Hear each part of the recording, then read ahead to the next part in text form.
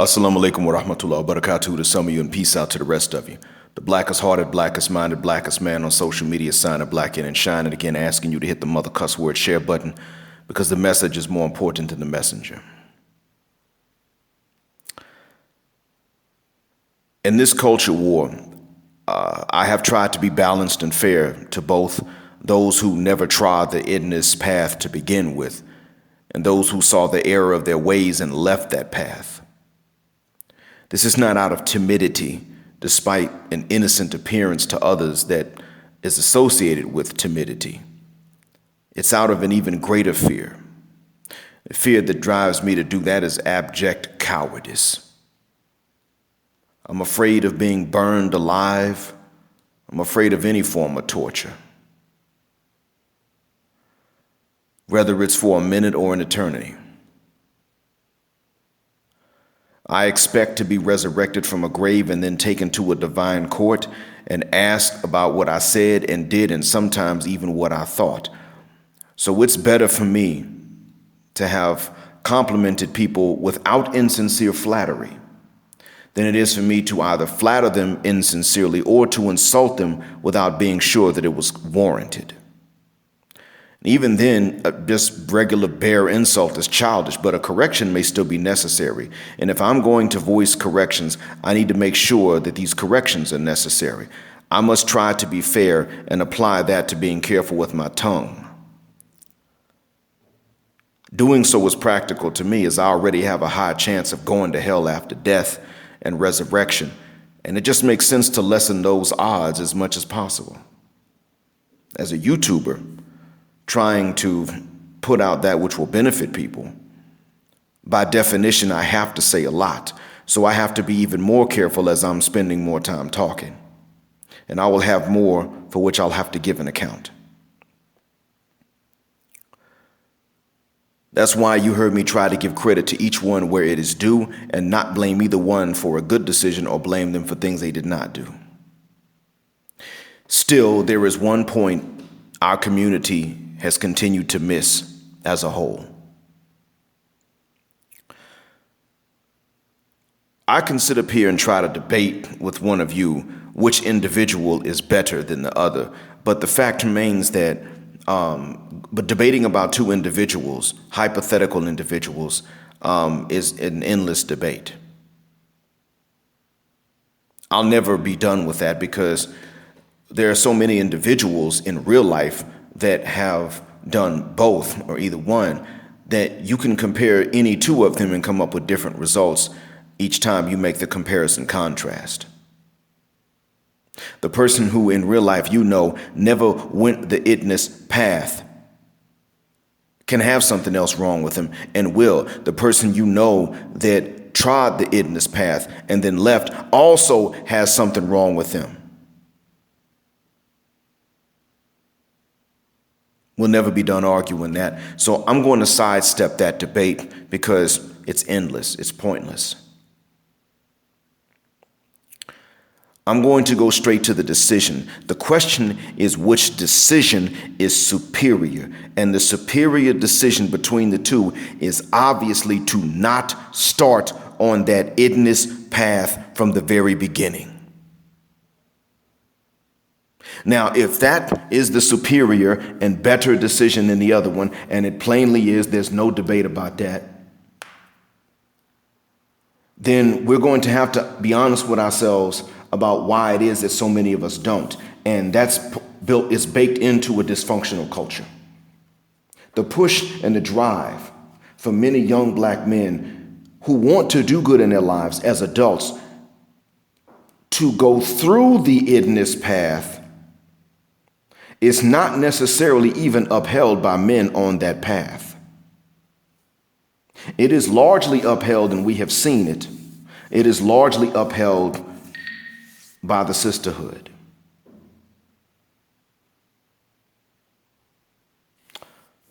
This is obvious anyway. This is what many of you have told me. She wants a retired street dude. She says it on Twitter. She says it on Facebook. She says it on Instagram. She says it on Snapchat. She says it on TikTok. And I don't even know what other methods she has for saying it, but she says it. She judges your manhood by your idness past if you don't have it. She judges it by your street cred. If you don't have it, you're not a man to her. And we already know they're not doing the same thing and making the same standards and the same demands of other men. I mean, usually when they go with other men, we already know she generally goes for the mayonnaise man. But even if it's not the mayonnaise man, she still does not make that demand of these other men. And this is because she trusts in their ability to put her in a better and safer environment. That's why. She trusts in that. Now, if she trusts in that, does she trust in that because she really believes that that other man is more capable and more just more powerful? Or is it because she knows that the system will allow them to do so with more ease than it will ever allow you because she's participated in that system in the first furthermucking place? We know how many of them are in HR. And the ones who would not have friends that are in HR. So they know what's going on. They know what they can do and get away with. They know what will cause them to lose their positions in HR. One of them is bringing in the heterosexual black male that is qualified for a position, interviewing him first, hiring him, paying them the same as the mayonnaise man that had the position before got paid, and then promoting him the same. They know that doing this is going to cause them to lose their precious, trusted position in HR, keeping us out. See, as the ones that have raised us, they've been entrusted with this. And I know it's like this in Atlanta because I lived there. But I know it goes on like this in D.C. as well, Baltimore. I know it's like this even to a certain extent in my hometown and really in that home region. I know it's like that. We know it's like that because we've all set up and been interviewed by them.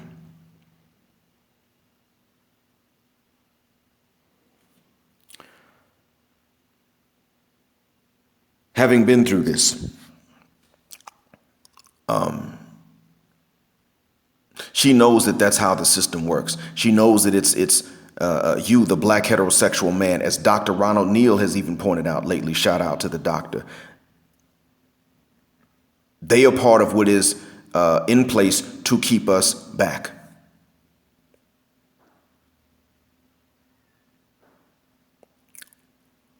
And therefore they know the system works like this.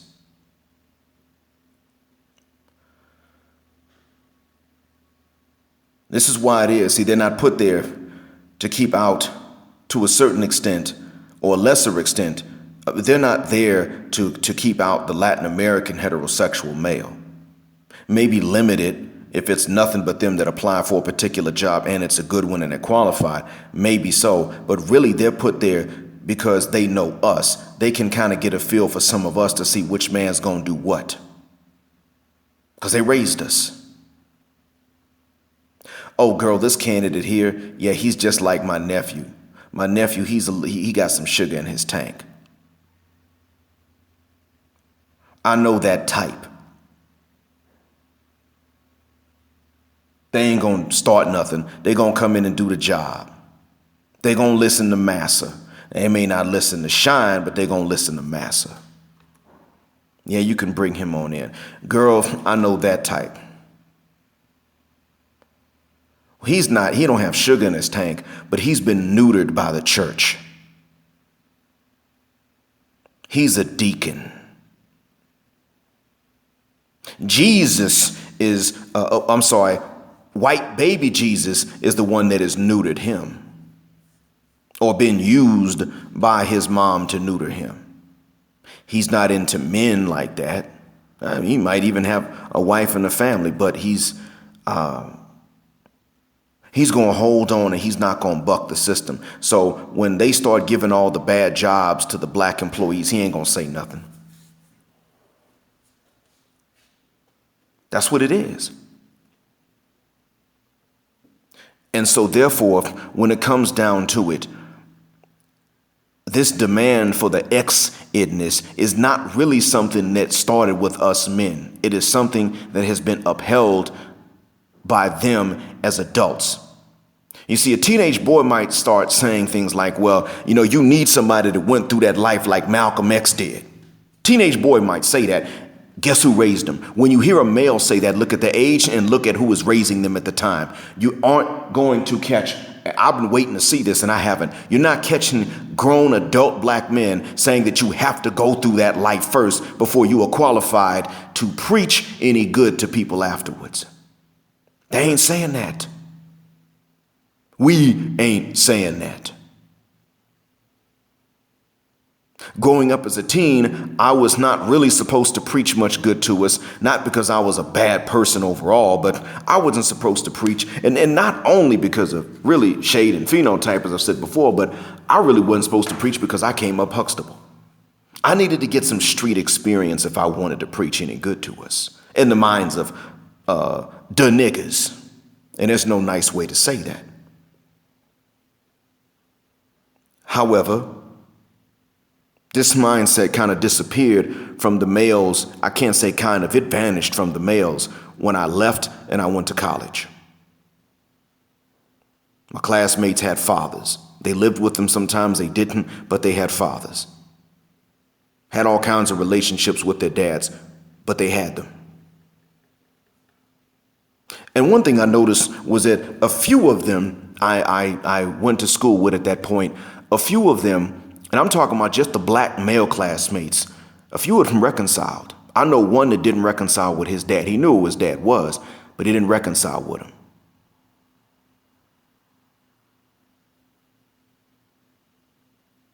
And I told him, look,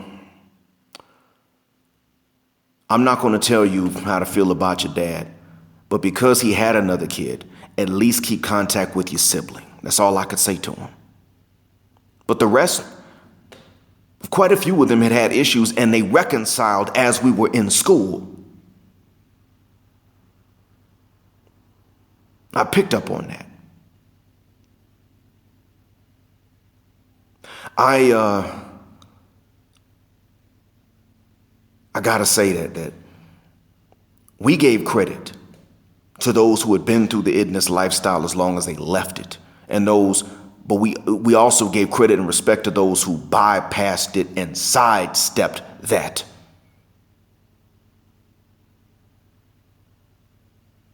That's one thing I could say that was good about being a black male in Atlanta. At that time, the one that had never been that route didn't have to turn around and go that route to be seen as qualified to preach good to others.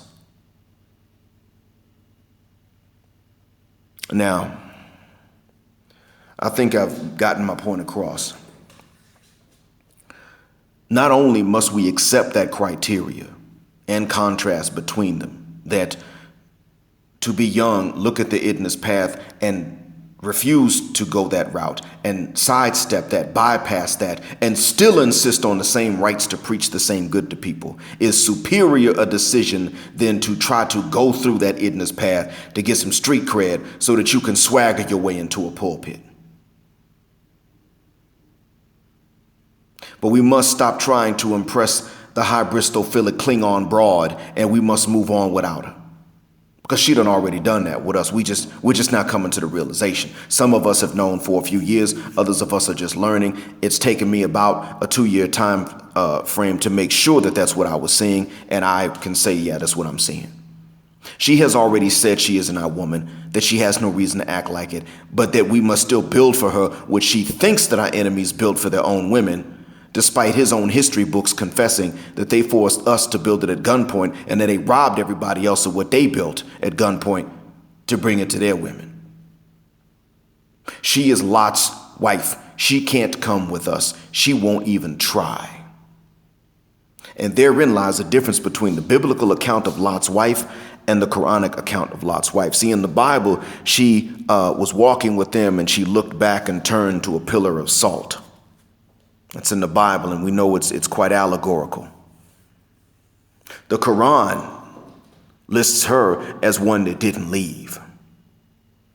As a matter of fact, there are some scholars that said that when Lot was entertaining the guests that actually were not human beings but appeared to be such, the only reason that people knew that he had guests was not because they saw somebody enter his house. They knew that he had guests because his wife went up to the rooftop and lit a fire as a signal because she had a prearranged agreement with the booty bandit community in their cities. Because they were already sick and tired of Lot preaching righteousness and were tired of that mess. It bothered them. It angered them. They had philosophized to where they were sick of it. And they had justified their own tiredness of him preaching righteousness to them. They would mock him and those who listened and said, drive them out because these are people that want to be pure.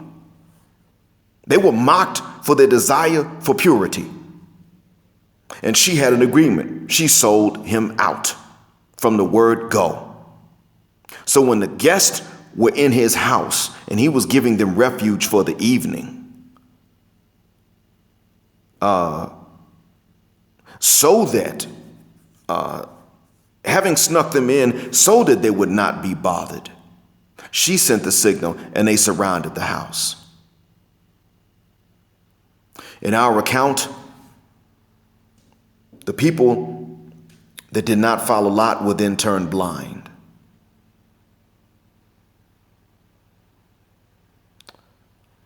She was one of them.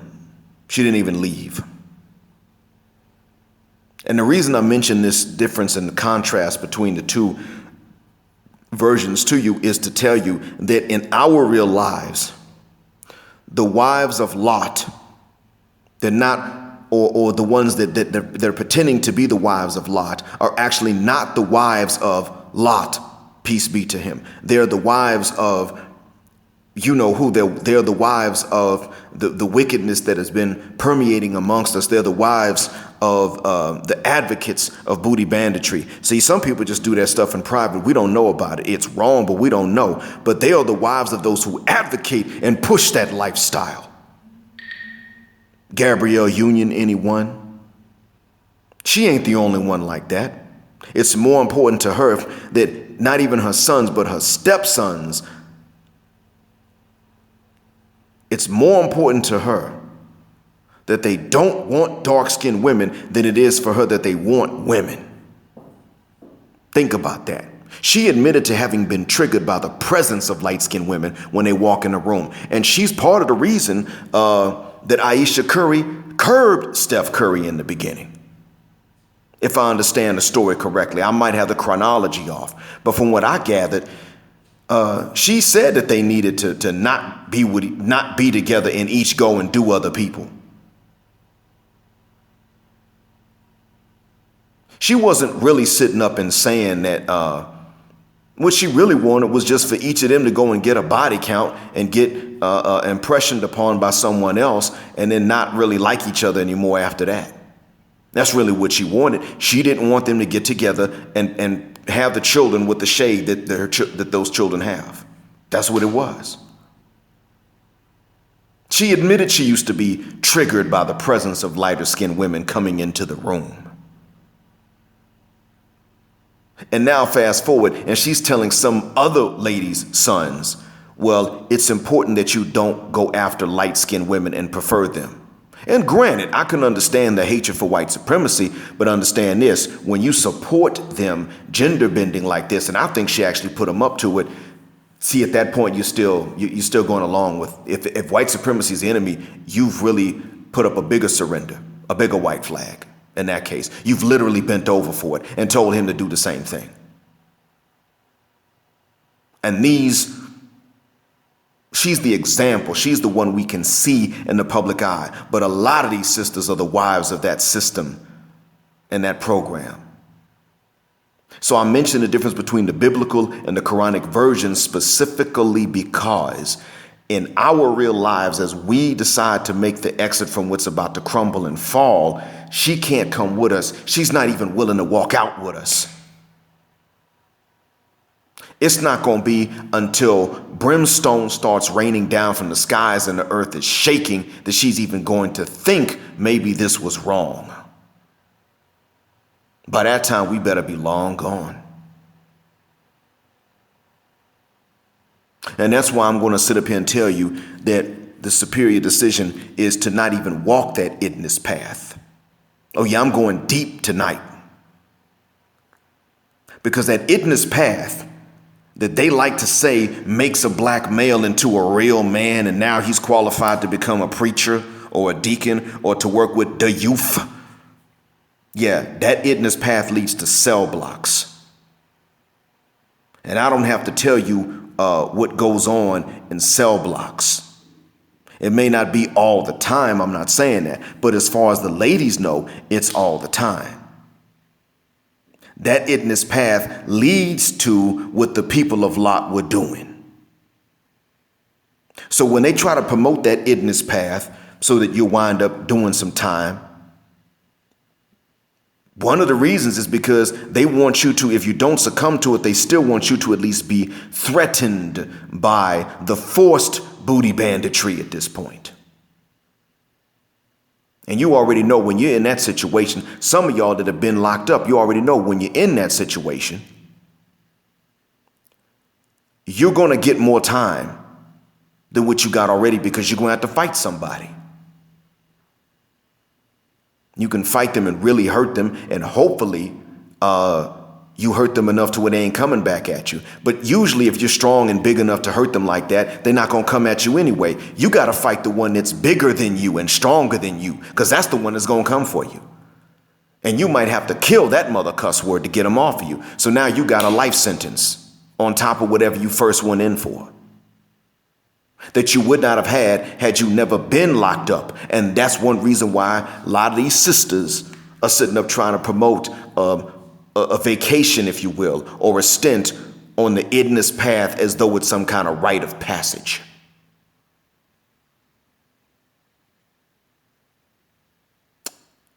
Sometimes it's sisters themselves that will tell certain men about whom they really do care in their lives, relatives or not. Sometimes they will say it's better to not even go that path to begin with. But they're outnumbered by those who demand it.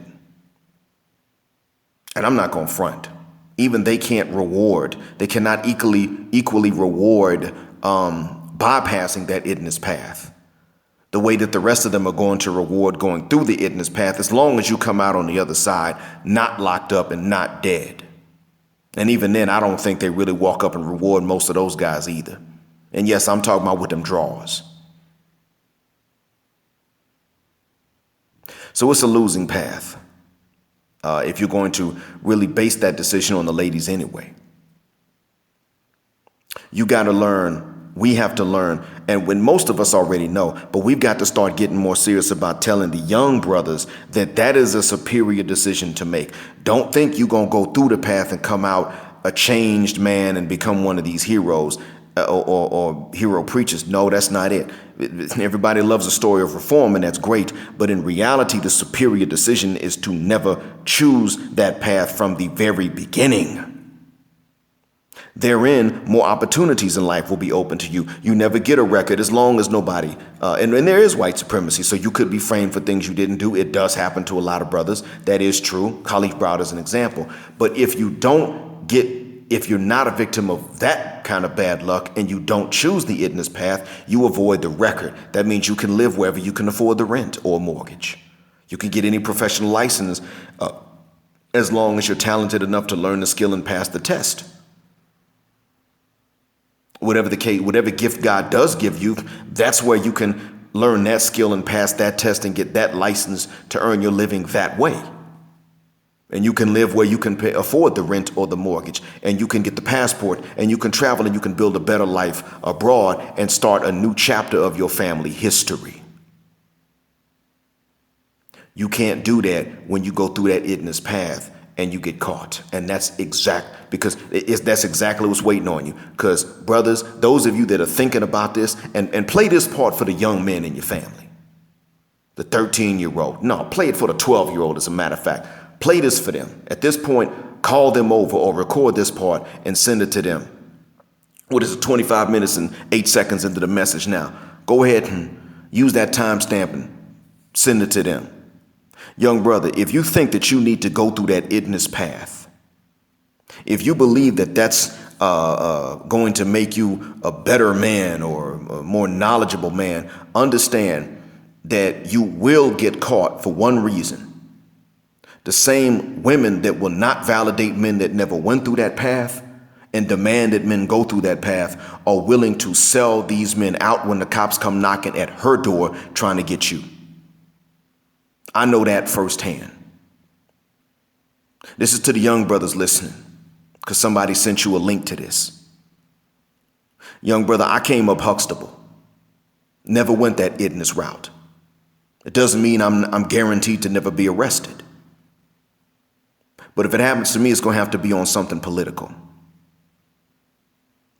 But I came from a neighborhood in which most of the guys did not. But we've had a few guys in my neighborhood that got arrested, and they were doing some ignorant stuff. But there's one case of one man, he got arrested for murder eventually because he was trying to impress some chick that from a less fortunate neighborhood.